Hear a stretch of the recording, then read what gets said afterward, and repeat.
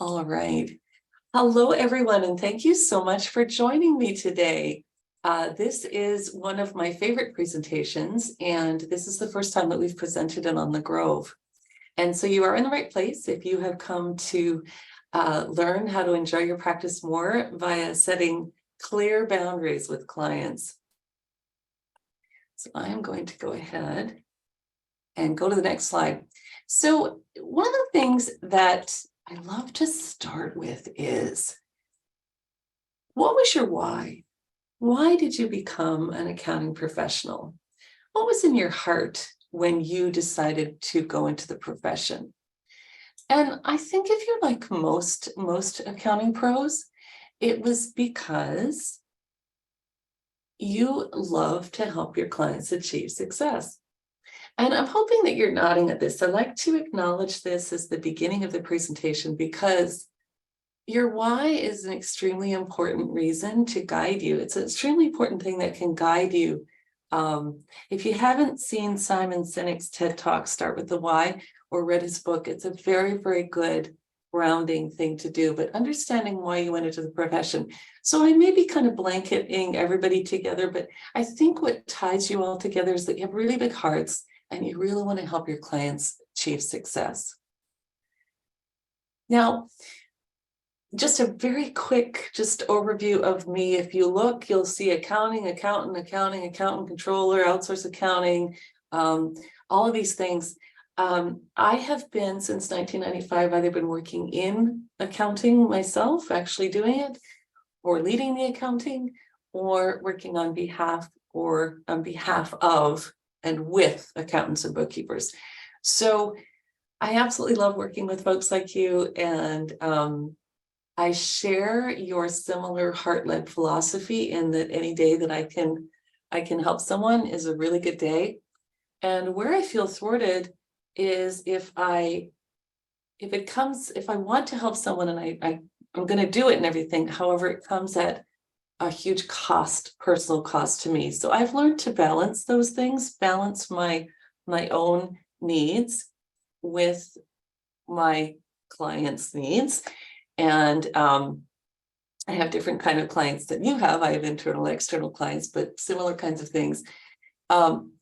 Serving someone should not lead to you being completely drained. So that's kind of the theme of this. And I'm going to go through some different techniques and things to help you make those connections in your mind. Now, if we think back to our why, and if we agree that most of you became accounting professionals because you realized you have a superpower and you can help your clients be more successful, and there's a great joy in doing that, when did it become less fun and more stressful? When did that happen? And so thinking the types of things that are going on in your practice or in your personal life or in your life, because I only have one life like you do, and there's work and there's home and there's all these things. When figuring out what is going on and really teasing that out is going to be an important component of this so that you can set your boundaries. And I literally speak with, and I don't think I'm exaggerating, I literally speak with probably upwards of, well, maybe it's not 1,000 accountants a year, but it's accounting professionals a year, but it's probably pretty high up there. It's probably close to that because I go to a lot of shows and I talk to people on social and I talk to people face to face, and we talk to associations through the work that Davida does. So we hear these common boundary issues, and we're specifically honing in now on your professional life. So ask yourself as we go down this list, do these seem right? Do these seem directionally right? Or is there anything missing? Like, what about clients that delay responding until you've asked 2 or 3 times? Or they send important things last minute. No, even though you've been very clear that you needed things earlier. So they're really just not following your instructions. Now, not following your instructions can come into play in a bunch of different ways. It could be not using the tech that you need them to use, sending you the wrong thing, or sending it in the wrong order, or omitting key things, or just ignoring your instructions altogether. What about asking for things that you've already sent? You've already sent them to them and they acknowledge they got it, and then they ask you for it again. What about the demanding ones? You know, they call you, they text you, they might email you first, and then they text you and say, did you get my email? And then they call you and say, hey, I really need an answer. Did you get my text and my email? And all this happens like within an hour. And you're like, whoa, wait, whoa, what? What about asking for something out of scope? Or texting you after hours on weekends? And I think the last one I'm hoping is less common, but I do hear that it happens is where you have a client that's just really an out and out bully. So I'd like you to think through, just take a moment. Is there anything there that really jumps out at you? And if so, which one would you do you think is like the biggest? So have this in your mind as you go through, and we're gonna give you some strategies here. Some is based on tech, but most of it is based on having just like clear processes and the willingness to very kindly, very sensibly, very normally, without getting triggered or upset, be able to enforce them. And the enforcing is an interesting thing because your personal style might play into this. And when I thought about this presentation, I thought, okay, what would be a good way of describing the opposite spectrums of the two types of people that you might be? So if you're a marshmallow, you pretty much let your clients decide how they work with you, and you might find yourself, just thinking it's the Wild West. Why do I have so many different ways of clients sending me documents or asking me for things, or my engagements are all over the road, or my pricing's all over the road? You pretty much let your clients decide. And that's on the one side of the spectrum. The other one is a dictator. And a dictator is really, it's your way or the highway. And both of them come at a personal cost, because it's not fun to be a marshmallow. It might seem like the easy thing to go along and be very service oriented and give your clients whatever they want. But that's probably going to come at a really big cost to you, because you've got to fill in all the gaps.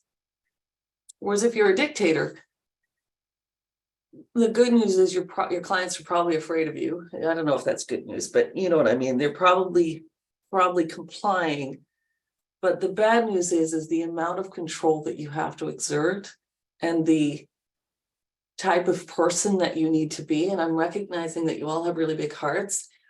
It actually just might not work for you. Now, these are extremes, and you could be a marshmallow with one client and a dictator with another, but most people are sort of in between, somewhere on this spectrum. So understanding where your personal style comes in is going to be really important as you think through your own boundary issues and how you're going to want to solve them. But it'd be kind of cool if you didn't have to be either, right? You could just be yourself, right? What if I love to do a vision exercise. What if your clients just behaved like they followed your processes, they sent everything to you securely? And securely is an issue, because if you don't get things securely, that can cause another issue, big issue. What if they sent them on time, so you had them and you didn't have to chase them using your actual prescribed technology? And so because they're using your methods and your tech, you're actually getting everything in the right place and when you need it. And what if you didn't have to compensate with those late nights, those evenings or weekend work that you're probably having to do now because of clients not following, not behaving is a word, but they're not behaving. They're not behaving the way that you really need them to behave. And you didn't build in all that extra time for these delays and things that clients create by not behaving. And what about scope creep? I wouldn't even mention scope creep, but that can be a boundary issue as well, because if a client has engaged you to do X and Y, and all of a sudden they come along and say, oh, no, you need to do Z as well. And, and then they don't want to pay you for it. That's a form of boundary issue as well that is particularly distressing, especially if you're a marshmallow. And then bullies. We touched on bullies earlier. It's probably the least common boundary issue you're going to encounter. But what if all these things just didn't happen? Forget about it. And it might seem out of reach, but the really good news is it is not. And it's a fairly simple recipe. So the first thing you need to do is to list the boundaries that you currently have and understand how these boundaries are making you behave. And so we've covered those particular slides in this presentation, but this is really an exercise that you need to take home with you and really, really get clear on what issues you have, and then get clear on how it's making you behave. Now, the second thing we need to do, and we're going to do this next, is understand why clients overstep. And in order to do that, you really have to take a walk in their shoes, and you have to flip yourself into what is it like for that person to be living their life, and what am I doing personally? This is where we get to number 3. What are you doing personally? What tech are you giving them to work with you? And what personal strategies are you creating to help them create these clear and automatic boundaries? And when you can create automatic boundaries, when they're really clear, they're really automatic, and they're really easy for clients, then everything falls into place. And it's a fairly simple, there are some fairly simple strategies that you can do, but it does hinge on, you have to understand, first of all, what's going on, why clients overstep, by understanding what's going on in their lives, and then the technology that can help. And the result is that you will be able to enjoy your practice more, because you will not be spending time badgering clients for things, or resenting them, or trying to create workarounds around their workarounds. You will be able to more easily collaborate with your team, because everything will be in one place. You can reduce that admin and that badgering, and the bonus is you should have a lot more time for fun outside of work. So hopefully I've piqued your curiosity and made a good case for why we need to look at boundaries. So let's do the first sort of big chunk of the work we have to do. Let's say that you've already identified your personal boundaries at work with your clients. You've got a list. And now what you're looking at is, okay, why do my clients overstep the boundaries? What makes them behave the way they do? And I have a spoiler for you. 99% of these folks are not doing it on purpose. They are not trying to be jerks. They're just busy running their own businesses. There was a joke I heard of, don't worry about what other people are thinking about you, because they're not thinking about you. And I thought it's probably the same for clients. They're not worrying about your business because they're focusing on theirs. And so understanding what your clients are going through every day, and what they're doing, how they're managing their days, and what they have at hand, the tools that they have at hand, and what they can do, is the biggest thing, the single biggest thing that you can do to understand why they overstep your boundaries. And since many of you are, well, this is just very common, that many accountants and bookkeepers use email as the primary way to request things from clients, you really need to look at what happens when the client gets your email. So, the email comes in. Now, what do they see it on? Their phone. Oh, my accountant needs something. Oh, well, I can't respond. I'm not near the documents, or I don't have a scanner. Gosh, okay. I'll have to do it later in the office. So their day goes on. In the meantime, what happens? And I just Googled this image here of, I got it from Unsplash, phone on mobile email. And the hilarious thing is, I think I've got 4,000 unopened emails. So that's not my home screen, but if it was, you'd see I've got 4,000 unopened emails. I wonder how many you've got on your phone. So the point I'm trying to make is that their day goes on. So they make a mental note. I need to send my accountant this or my bookkeeper this. And then they want to do it, but they don't have a scanner. They don't have access to the documents at their fingertips. And if they did, they don't have a scanner because they got their phone. So like, well, I'll do it later. Okay. And then the day goes on and your email goes down below the fold, and then it's really, life takes over. It's out of sight, out of mind. So, and when they do sit down to answer your email, this is the experience that many of you are giving them. And so the first screenshot there on the left is just showing you how distracting email can be. You get into email to do one thing, and then you see something like, oh, the young man whose life was saved by his cello. Oh, I got to read that. Or it's an ad for shoes or something, or one of your favorite stores is having a sale, or your sister is sending something, whatever. You've got this barrage of things that come in to your overstuffed email that can easily pull you off, or worse, even more time consuming. They go into their email and their own clients are asking them for things. So then they get sucked down that rabbit hole. So email is not a dedicated space. You do not have your client's attention. And when you do ask them to send you the document, they've got to wrestle with, many of you are using quite difficult, outdated portals, which are safe. So good for you for having them, but they can be very difficult to use. So these are barriers that you're placing in front of your clients when you're asking them to send you something that you need. And because of that, because of the delay built in, if email is your preferred method of communication, you will have to build in wait times. And no amount of boundary setting, badgering, whatever is going to solve that issue. And the reason that I'm making such a bold statement is that I joined Liscio because, now this webinar is through the Grove, but it is the Liscio team that is behind the curtain.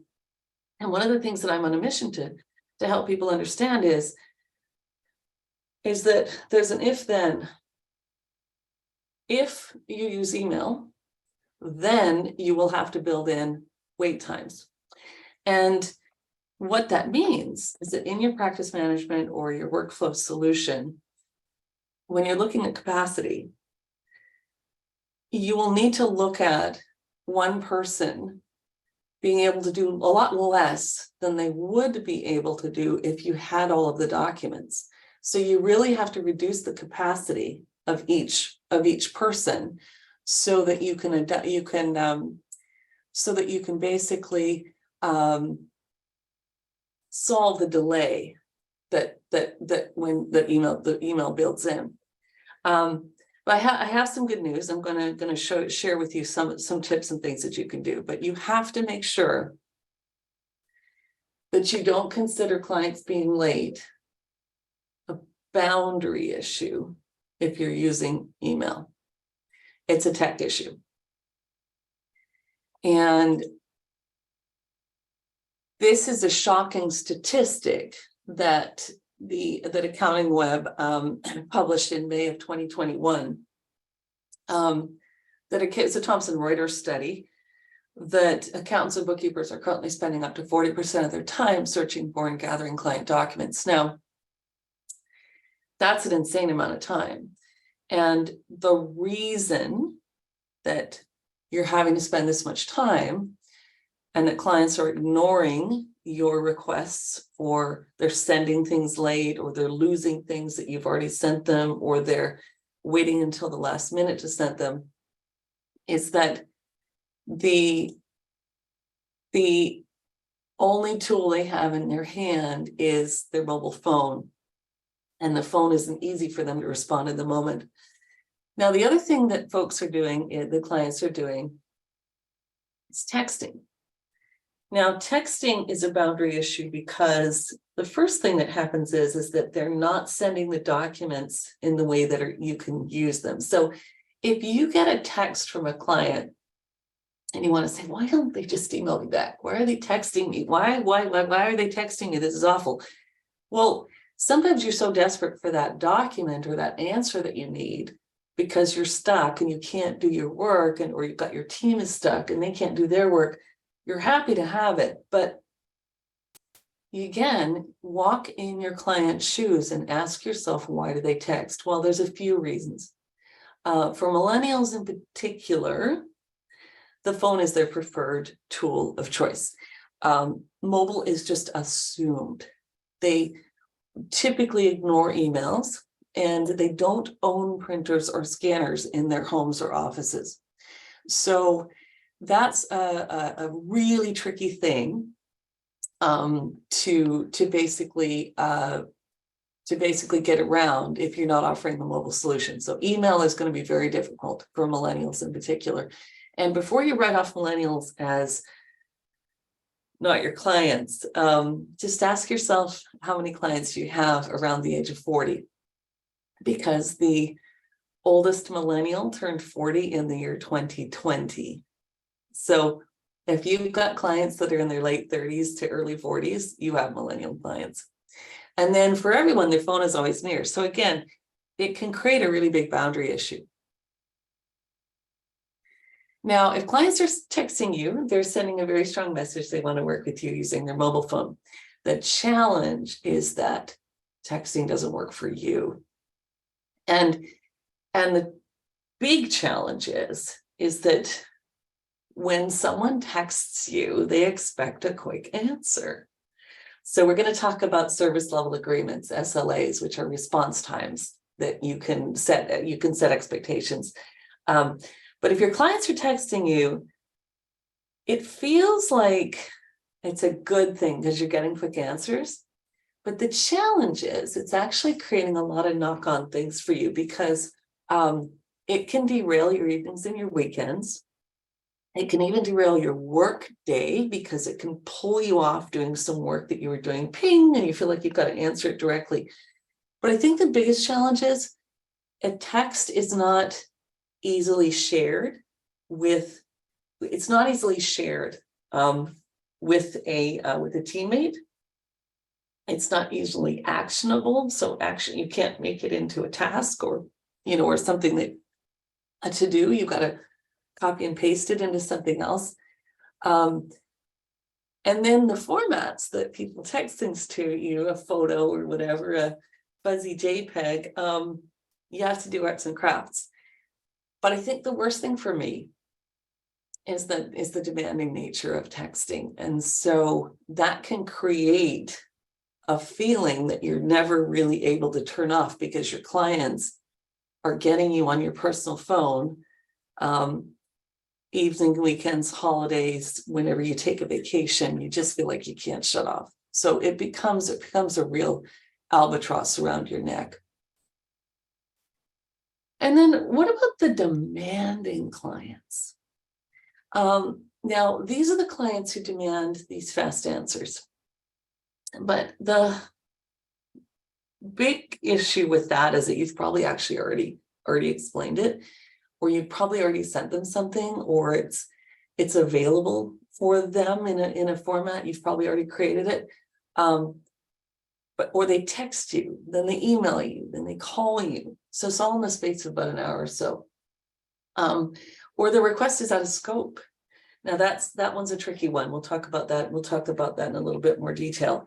But the basic solution for these demanders is that you have to make things so transparent to them that they don't have to ask. And so when someone is emailing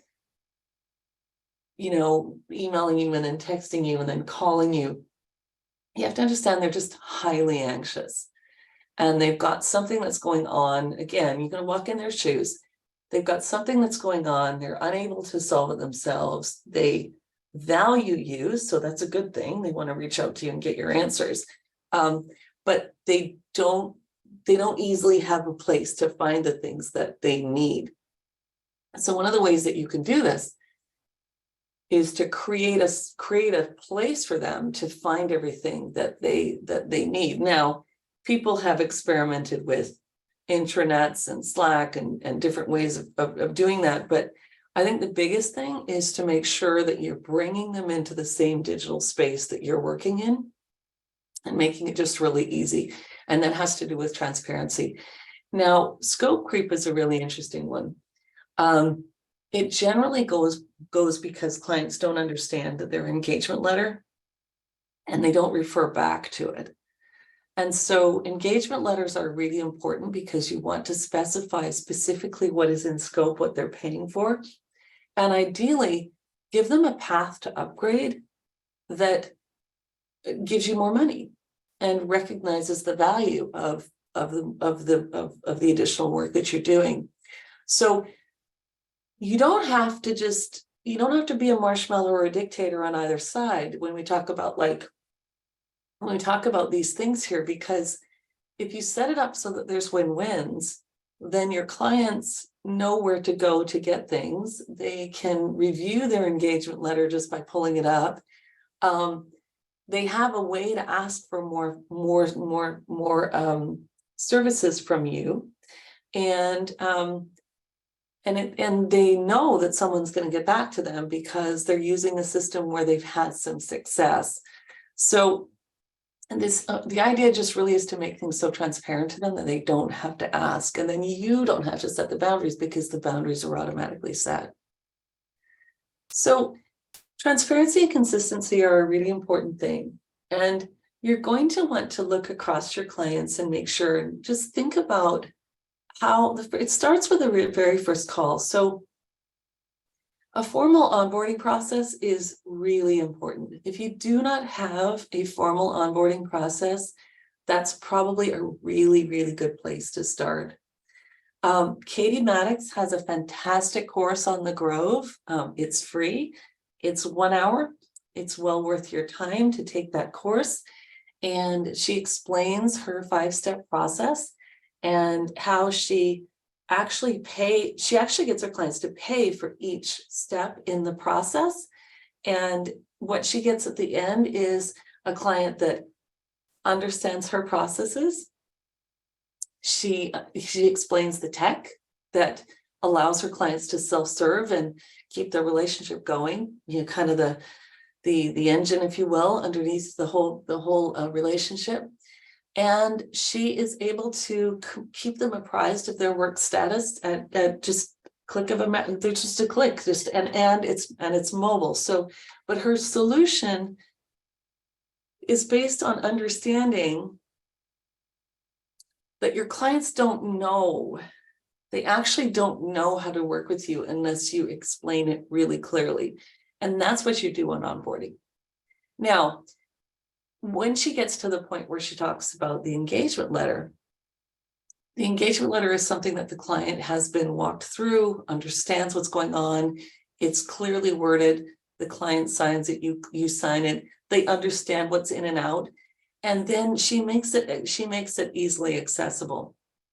And then the other thing that I recommend you have, regardless of the tech that you use, is a service level agreement.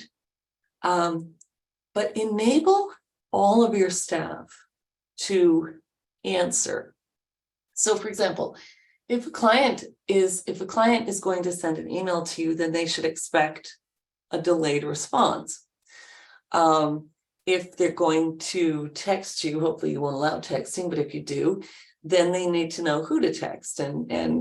But ideally, you would actually have a system that would allow clients to put in their requests and any staff answer. And when they do put in a request, they understand how quickly you will get back. So hopefully this all makes sense, but I think transparency and consistency are really important. And if you don't have a formal onboarding experience, it starts there. Now let's take a big deep breath and talk about bullies. I don't have a solution for bullies other than to let them go. Now, anyone can have a bad day. And if one of your clients, if you know a client to be a reasonable person and they have a bad day and maybe they go off on one of your staff or they go off on you, probably they're having a bad day. But if someone shows up consistently as a bully, I call those mean people. I actually have in my profile, in my social profiles, that I really have no time for mean people. And I really mean it, because mean people, I don't do well with mean people. I will let them bully me. And I do take a very high cost on that one. And it's because I don't like standing up for myself. I don't like having to be, I don't like feeling like a dictator. I also don't like feeling like a marshmallow being taken advantage of. So I decided a while back that I have a no mean people policy. And if you have bullies in your client list, the best thing that you can do for yourself and your team is to let them go, because life is way too short. And no amount of boundary setting, engagement letter transparency, staff access, SLAs, none of that is going to change as a person that consistently shows up as a mean person or as a bully. So take a deep breath, rip off the Band-Aid and let them go, because you will do yourself and you will do yourself and your staff a huge favor. So hopefully you don't have a lot of bullies. Most practices will maybe have one, but let them go. Now, so how do you kind of set it all up? How do you bring it all together so that everyone can win? So you don't have to be a marshmallow or a bully. Or a dictator. You don't have any bullies. You don't have to build in excessive delays because of email. Clients actually do what they're supposed to do. So how do you do this? Well, you really want to match your asks to what your client can actually do. And if you get everybody onto the same page digitally, then there's a kind of a magic that sort of starts where everyone understands that the communication has been received. So ask and answer. The document has been sent, send and receive. And if it's an e-signature or something that you need, that's been signed. If it's a file and document that you've exchanged, it can be easily found because there's a repository for it. Deadlines can be clearly communicated with, so there's a win. There's a huge win when you can match your ask to what your clients can actually do. And when you create that win-win, you actually make it easy for your clients and for your staff. So how do you do that? Well, you want to take an inspiration from other industries. So like if you think about your bank. So when your bank moved you to a delightful mobile app, I'm using Bank of America over there to the left. How did you feel? I just think about that. It was pretty awesome because you could self-serve. You could get your statements without having to call your bank. You could deposit a check by taking a photo of it on your phone as well. It's actually a scan, but it feels like a photo. If you put a note in for the banker, for the banking team, they're going to get back to you because there are clearly communicated SLAs. We will respond within 24 hours. But it's not just one person responding. It's any member of that banking team can respond because they can see your history. They can see all of your inquiries. They can see all the things you've uploaded. They can see your statements. Now, the interesting thing is you can still go to the bank. You still go talk to a banker. You can still call the banker. There are some banks that will still mail you paper copies of things if you want that. But the idea is you literally carry your bank around in your pocket. And wouldn't it be awesome to be the accountant in your client's pocket and reduce all of the friction that the banks did, you know? And I just think about how much more productive the banks are. They don't have to wait for things. Things are just like, it's just flowing. Then if you look at the New York Times in the middle, I think the cool thing there for me is I can, me as a client of the New York Times, I can search on any, I can basically pull any article I want. I can self-serve. But I love that because I can just, it just deepens my relationship with the New York Times. It makes it much more sticky because, and then over on the right is an interesting one because you can actually text the Home Depot. So what's really cool there is if I want to know something, I can text it and they'll answer back. So if you take his inspiration from what the other industries are doing, there's an idea that you can do this for yourself. And I'm just going to fly through 3 or 4 slides about Liscio, and then I'm going to bring it all home and give you basically the solution. But if you give your clients a super easy app that they can work with you, and you bring everything into one space and you basically make it so that you're the accountant in their pocket, then all boats are going to rise. And just some of the things is that the biggest thing that, as I was thinking about this presentation, the biggest thing that it will do is it literally helps you create these automatic boundaries. Because clients aren't going to be texting you anymore. They're going to put it in through Liscio, and so all of your team can see it. So you immediately give all of your staff back their cell phones, which means you're giving them back their evenings and weekends. Because of the speed of documents that you're going to be receiving and the speed of response you're going to be receiving from your clients, you don't have to build in that weight that you had with your email. You basically can message them and they will message back. The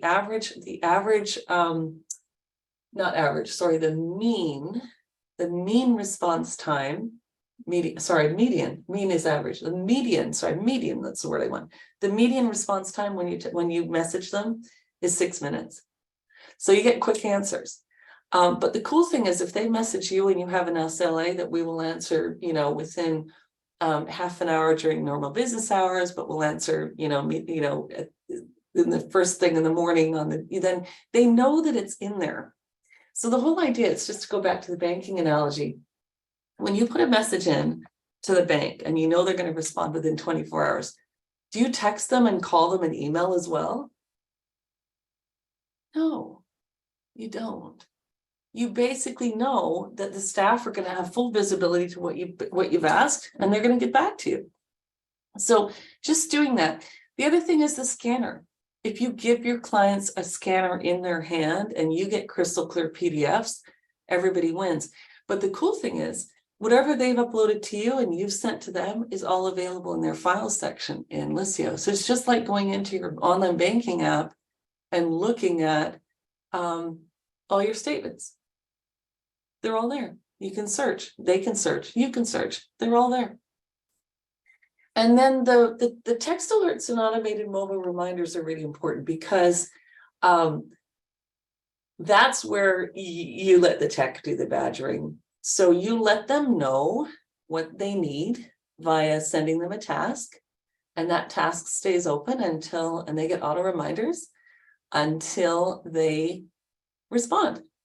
And you can see what's outstanding for any client. So you don't have to worry. You don't have to ask your team, hey, did we ask, Davida for her K1s? Yeah, we did. Here it is. We're waiting for her to respond. So that can take a lot of the boundary issues off as well, because you just bring everybody into the same digital space. Now, there's a lot more things that you can do, and there are other apps that you can look at. We're just using Liscio as an example because it is the best for helping your clients help you and helping them not overstep your boundaries in a way that is causing you to be miserable. So I want to sum up. I'm nearly at the end of my presentation, and at the very end I have we have two polls, and then two quick polls, and then we have some magic words that I want to give you, because the magic words are super important. So your recipe for success is it is fairly simple. So you want to set your clear expectations from the first call forward. You're going to have a formal onboarding. You'll talk to them about your service level agreements and your processes. Get rid of your bullies. End up, just get rid of them. Dump the bullies, tolerate no bullies. You're going to choose tech that's going to enforce boundaries in a very pleasant way and redirect clients back to the right way if they go astray. So an example would be, if you have a clearly defined service level agreement for response times on each channel. So for example, email, you might say 24 hours or more. We just don't communicate by email with our clients. If a client answers, if they text, answer them back in Liscio or your other or a secure app. And then if they do send it through your preferred tech, then establish how long it'll typically take and allow any team member to respond. And you're going to drop the clients who go completely consistently out of your boundaries or who are bullies. So we've got a super quick poll here. I think, Davida, if you could just launch this poll, it's really fast. We're just going to ask you if you'd like more information about Liscio. And let's see, okay. I will launch the poll.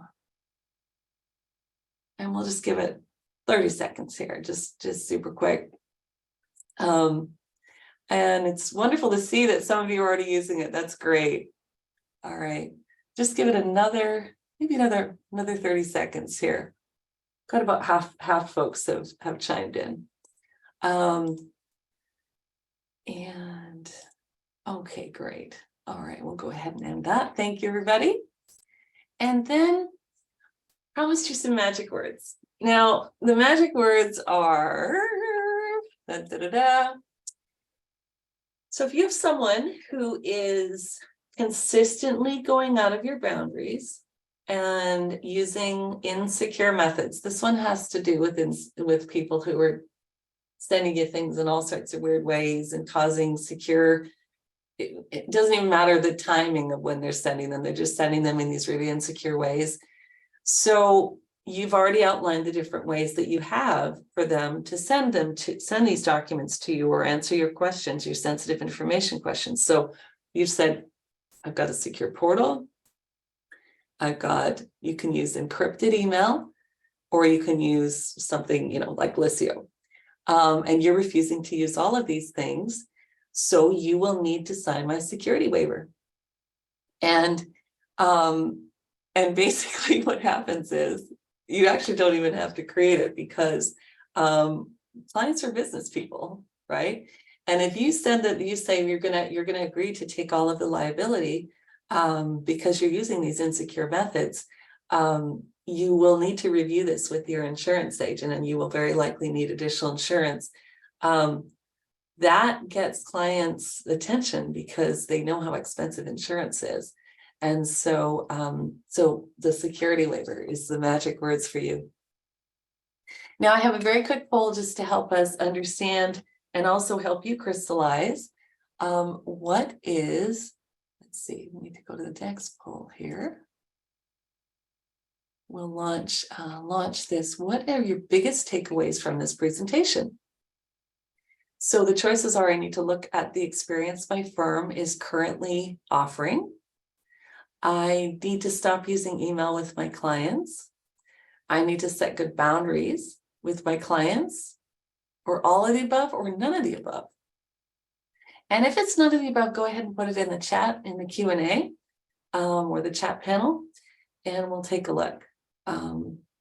So far, I need to set good boundaries with my clients is the leader. All of the above is neck and neck. So you could just fill that in, that would be great.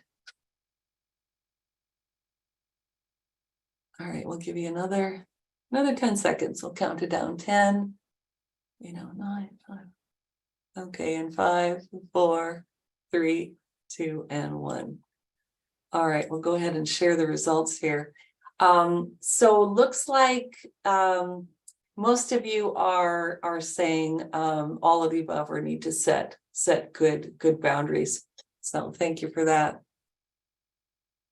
All right.